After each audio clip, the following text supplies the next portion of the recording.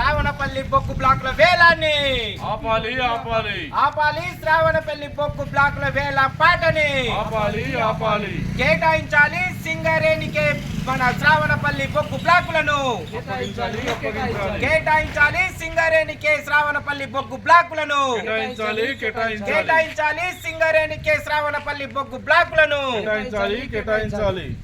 నిన్నెల మండలంలోని శ్రావణపల్లి బొగ్గు బ్లాకును కేంద్ర ప్రభుత్వం దాంతోపాటు ఇంకో 63 బొగ్గు బ్లాకులను వేలం వేయడానికి బడా పెట్టుబడిదారుల నుంచి టెండర్లు పిలవడం అన్నది జరిగింది. తక్షణమే ఈ నిర్ణయాన్ని బొగ్గు గనుల శాఖ కేంద్ర మంత్రి కిషన్ రెడ్డి విరమించుకోవాలి.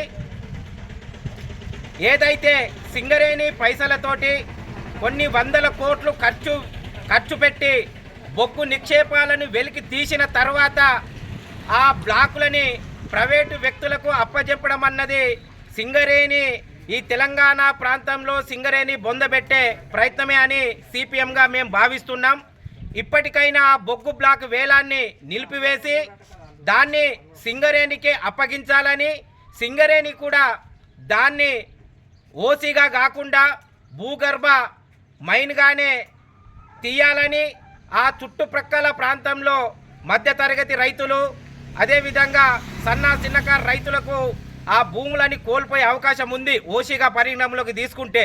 కాబట్టి మేము సిపిఎం పార్టీగా డిమాండ్ చేసేది ప్రభుత్వాన్ని ఏంటంటే దాని ప్రైవేట్ పరులకు అప్పగించకుండా సింగరేణి సంస్థకే అప్పగించి సింగరేణి మనుగడను ఈ తెలంగాణ ప్రాంతంలో కాపాడాలని, సింగరేణి కూడా ఓసీగా కాకుండా మన అండర్ గ్రౌండ్ మైన్నే తీయాలని సిపిఎం పార్టీగా మేము కోరుకుంటున్నాం.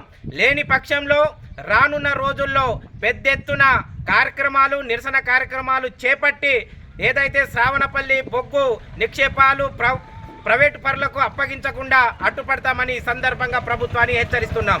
జిందాబాద్ సిపిఎం, జిందాబాద్ జిందాబాద్. జిందాబాద్ సిపిఎం, జిందాబాద్ జిందాబాద్.